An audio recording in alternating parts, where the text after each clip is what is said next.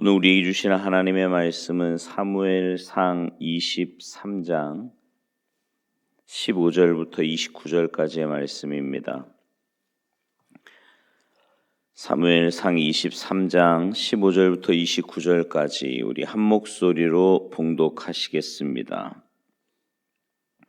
함께 봉독하십니다. 시작. 다윗이 사울이 자기의 생명을 빼앗으려고 나온 것을 보았으므로 그가 광야 수풀에 있었더니 사울의 아들 요나단이 일어나 수풀에 들어가서 다윗에게 이르러 그에게 하나님을 힘있게 의지하게 하였는데 곧 요나단이 그에게 이르기를 두려워하지 말라. 내 아버지 사울의 손이 내게 미치지 못할 것이요 너는 이스라엘 왕이 되고 나는 내 다음이 될 것을 내 아버지 사울도 안다 하니라. 두 사람이 여호와 앞에서 언약하고 다윗은 수풀에 머물고 요나단은 자기 집으로 돌아가니라. 그때 사람들이 기브아에 이르러 사울에게 나와 이르되 다윗이 우리와 함께 광야 남쪽 하길라산 숲을 요새에 숨지 아니하였나이까. 그러하온즉 왕은 내려오시기를 원하시는 대로 내려오소서. 그를 왕의 손에 넘길 것이 우리의 의문이다 하니 사울이 이르되 너희가 나를 긍휼히 여겼으니 여호와께 복받기를 원하노라. 어떤 사람이 내게 말하기를 그는 심히 지혜롭게 행동한다 하나니 너희는 가서 더 자세히 살펴서 그가 어디에 숨었으며 누가 거기서 그를 보았는지 알아보고 그가 숨어있는 모든 것을 정탐하고 실상을 내게 보고하라.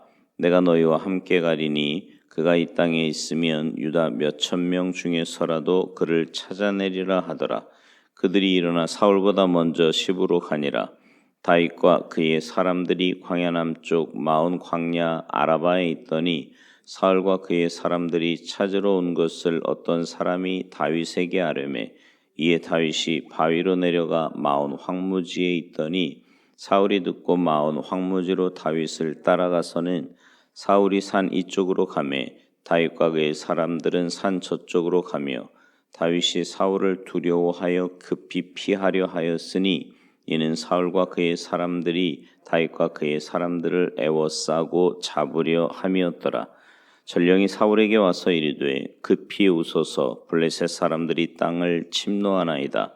이에 사울이 다윗 뒤쪽 길을 그치고 돌아와 블레셋 사람들을 치러 갔으므로 그곳을 셀라하마누곳이라 칭하니라.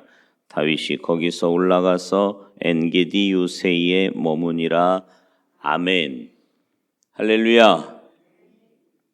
오늘 본문 25절에 보면요, 사울이 부하를 거느리고 자기를 찾아 나섰다는 소식을 듣고 다윗이 마온 광야에 있는 바위 틈에 내려가 숨어 있었음을 봅니다. 이 소식을 들은 사울은 그를 추격하여 마온 광야로 들어섰지요.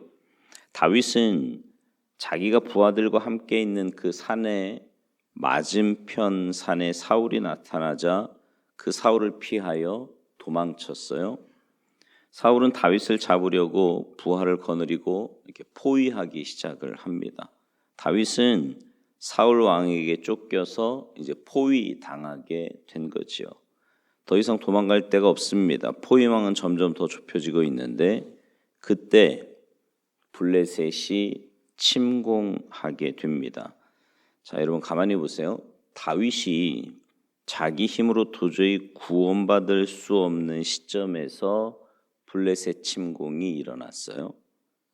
그러니까 역사는 하나님 사람의 중심으로 진행된다는 겁니다. 만약에 다윗이 위기에 빠지지 않았다면 바로 그 시점에 블레셋의 침공도 없었을 거예요. 다윗의 마음에 하나님이 나를 지키시고 도우신다는 체험을 하게 되는 거지요.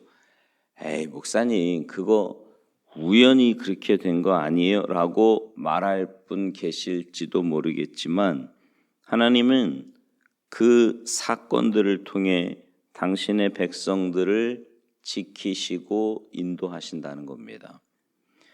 사울은요, 다윗을 추격하다 말고 블레셋군을 맞아 싸우려고 발길을 돌립니다. 그래서 그곳을 셀라하마느곳, 이게 그 밑에 보면 뜻이 나와 있는데 분리하는 바위다. 이렇게 이름 부르게 됩니다. 그러니까 그곳에서 두 군대가 분리되어서 이렇게 갈라져서 이동했다. 이런 뜻입니다. 그러면 이렇게 사울이 다윗을 추격하도록 허락하시는 하나님의 뜻은 뭘까요? 그러면 아예 하나님이 그거조차 없도록 막아주시면 되는 거 아닙니까? 라고 생각할지 모르지만 하나님이 허락하신 이유가 있다는 거예요. 하나님은 다윗이 더욱 약해지기를 원하셨던 겁니다. 오늘날 크리스천들은 저를 비롯해서 여러분 모두 다 그렇지 않습니까? 좀 더 강해지기를 원합니다. 자기에게 일어난 많은 문제들이 자기가 약하기 때문에 일어난 문제인 걸로 생각을 해요. 그러나 여러분 그렇지 않습니다. 우리의 문제는 온전히 주님만 신뢰할 정도로 더 약해지지 않아서 생기는 문제들이에요. 내가 온전히 강하지 못해서 무시당하고 강하지 못해서 관계가 틀어지고 강하지 못해서 사건이 해결되지 않는다. 우리는 이렇게 생각한다고요. 그러나 그게 아니라 말입니다. 우리는 더 연약해져서 주님을 100% 의지하지 않고서는 내 스스로의 힘으로는 아무것도 할 수 없는 그런 약한 자리까지 나아가야 합니다. 지금 하나님이 다윗에게 그것을 훈련시키고 계시는 거예요. 그래서 사울에게 완전히 포위도 당하게 하시고 거기서 다윗은 야복강의 야곱처럼 완전히 자신이 무능한 자리까지 떨어지게 되고요. 바로 그때 온전히 하나님 한 분만 철저히 의지하게 되고 바로 그때 여호와의 구원이 온전히 일어남을 다윗은 체험하게 되는 겁니다. 다윗에게도요, 골리앗을 죽였을 때처럼 어떤 자기의 힘이 있었지요. 그러나 그가 사울 왕에게 완전히 포위되기 전까지는 그도 자기가 가진 만큼의 힘을 휘둘러 보고 싶었을 겁니다.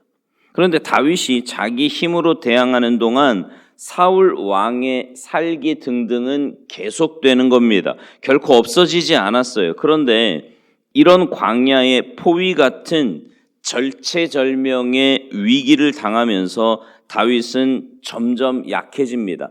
자기 힘으로 싸우지 않아요.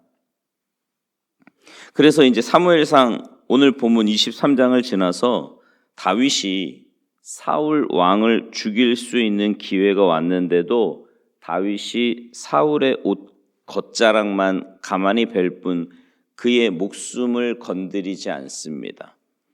다윗이 약한 사람이 되었다는 증거지요. 오랜 광야에 쫓겨다님의 연단을 통해 다윗과 하나님의 관계가 성숙되면서 다윗은 점점 더 연약한 사람이 되는 거예요. 여러분, 하나님과의 관계가 이렇게 깊어지면 깊어질수록 내가 막 강해지고 능력이 많아지고 이게 아니고 나는 온전히 그 하나님만 의지하는 사람이 되는 겁니다. 하나님과의 관계가 깊어지면 깊어져요. 그러니까 내가 아직도 꼿꼿이 살아서 내가 뭔가를 해보겠다 그러고 내가 뭔가 하면 될 것 같고 이런 사람은요 아직 죽지 않은 거예요. 하나님과의 관계가 아직 깊어지지 않은 겁니다. 정말 주님을 인격적으로 만나서 주님의 그 사랑과 은혜 안에 깊이 들어간 사람은요 점점 더 나약해집니다. 나는 마치 없는 것 같아요. 나는 아무것도 할 수 없는 것 같아요. 그런데 그런 상태에 있는 우리를 통해 하나님은 역사하시는 줄로 믿습니다. 네, 여러분 오늘 이 사건 분리하는 바위의 절체절명의 위기 가운데 하나님만 온전히 의지하는 법을 체험하게 된 다윗은요. 그래서 구원받는 법을 배운 다윗은 이 뒤에 보면요 좀 더 자유롭게 행보하는 걸 보게 돼요. 사무엘상 24장부터 보면 사울 왕이 다윗을 추격해 다니기는 하지만 오히려 사울 왕을 죽일 수 있는 기회가 다윗에게 2번이나 주어집니다. 그만큼 다윗이 자기를 잡으려는 사울 왕에게 가까이 다가갔다는 뜻도 되지요. 하나님은요 다윗 편에서 다윗을 도와주십니다. 사울 왕을 깊이 잠들게도 하시고요. 그래서 목숨을 잃을 위기는 오히려 사울 왕이 당하게 되지요. 다윗은 사울 왕의 군대 사이로 그들이 잠들 때 마음 놓고 돌아다니기도 해요. 다윗에게 담력이 생긴 겁니다. 분리하는 바위 사건을 통해서 가장 연약해지고요. 그래서 하나님만 간절히 의지하는 법을 배운 이후로는 더욱 담대해지는 거지요. 그래서 사울의 진으로 오히려 자기가 나아가기도 합니다. 하나님은 오늘 사건 분리하는 바위의 포위를 통해 다윗을 철저히 연약하게 낮추셨습니다. 분리하는 바위의 절체절명의 위기 가운데 연약해질 정도로 연약해짐을 통과한 다윗은 오히려 점점 더 강해져요. 자기 힘으로 강해지는 게 아니라 하나님을 의지해서 강해짐을 배우는 겁니다. 동시에 사울 왕은 점점 더 약해지고 있어요. 자기의 강함만 믿는 사람, 자기가 가진 힘, 권력, 조건, 이걸 가지고 자기의 강함만을 믿는 사람은 오히려 점점 더 약해지게 되는 거지요. 여러분, 오늘날 우리의 문제는 뭐예요? 많은 사람들이 자기가 강하지 않아서 문제다, 자기가 능력이 없어서 문제다라고 생각을 하지만 사실 오늘 우리의 문제는 철저히 약해지지 않아서 문제인 겁니다. 분리하는 바위의 위기를 통과하면서 다윗이 철저하게 약해졌듯이, 그래서 주님만 철저히 의지해서 점점 강해졌듯이 동일하게 하나님은 오늘 우리 각자를 분리하는 바위를 통과하게 하십니다. 우리 각자를 연약하게 낮추시고자 하시는 하나님의 섭리예요. 그래서 여러분, 이것을 깨달은 사도 바울도 이렇게 고백하지 않습니까? 고린도후서 1장 8절 9절 말씀. 형제들아, 우리가 아시아에서 당한 환난을 너희가 모르기를 원하지 아니하노니 힘에 겹도록 심한 고난을 당하여 살 소망까지 끊어지고 우리는 우리 자신이 사형 선고를 받은 줄 알았으니 이는 우리로 자기를 의지하지 말고 오직 죽은 자를 다시 살리시는 하나님만 의지하게 하심이라. 이건요, 사실 사도행전에 나타나지 않은 사도 바울의 연약한 모습입니다. 유라굴로 광풍이 대작해도 자기가 돌에 맞아 죽게 되었어도 사도 바울은 전혀 끄떡없는 그런 강철 인간인 줄 알았는데 사실 그도 이렇게 연약해지고 약해지는 시간이 있었다는 거예요. 그것을 통해서 그는 오직, 그러니까 얼마나 힘들었으면, 얼마나 정말 이렇게 죽을 만큼 힘들었으면 사형 선고 받은 줄 알았다, 이렇게 고백하지 않습니까? 그런데 그렇게 한 이유가 오히려 자신이 약해지고 연약한 시간이었는데, 그렇게 한 이유는, 하나님이 그런 시간을 허락하신 이유는 오직 하나님만 전심으로 의지하게 만들고자 하심이라는 거예요. 그러니까 그런 사건들을 통해서 하나님을 전심으로 의지하는 법을 배웠다라는 거지요. 사랑하는 성도 여러분, 우리의 문제는 야곱처럼요, 야복강을 아직 만나지 못한 거예요.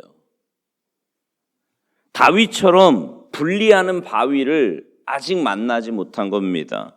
사도 바울처럼 마음의 사형 선고를 아직 받지 못한 거예요. 그래서 여전히 아직도 내가 너무 강해요. 내가 살아있고 내 힘과 능력으로 주님을 섬기려고 합니다. 그때 주님은 살 소망까지 끊어지는 자리로 나를 내모시는데, 그 이유는 우리로 자기를 의지하지 말고 하나님만 온전히 의지하게 하심입니다. 바라기는 여러분 모두가 주님만 온전히 의지하며 사시기 바랍니다.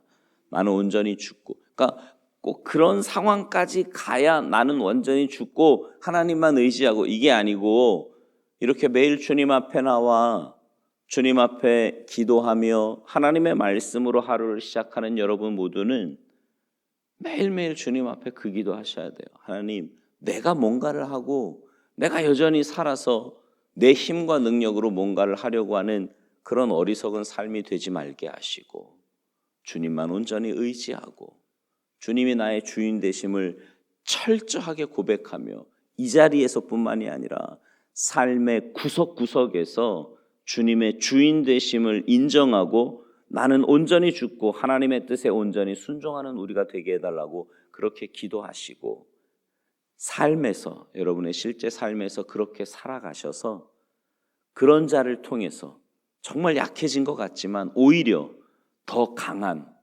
우리의 삶으로 인도하시는 하나님의 놀라운 역사를 체험하며 살아가시기를 주님의 이름으로 축원합니다. 기도하시겠습니다. 하나님, 우리는 우리의 힘으로 자꾸만 무언가를 해보려고 하지만 우리가 정말 올바른 믿음의 길을 걸어갈 수 있는 것은 전적인 하나님의 은혜와 하나님의 인도하심 때문임을 분명히 믿습니다. 날마다 나는 죽고 주님만 사는, 그래서 주님의 인도하심에 철저하게 순종하며 살아가는 우리가 되게 하셔서 그런 우리를 통해 이루시고자 하시는 하나님의 귀한 뜻을 잘 감당하며 이루어가는 우리 모두의 삶이 되도록 주님 도와주시옵소서. 오늘 한날의 삶이 주님의 주인 되심을 철저하게 고백하며 인정하며 살아가는 복된 한날의 삶이 되기를 간절히 바라옵고 나오며 예수님의 이름으로 축복하며 기도하옵나이다. 아멘.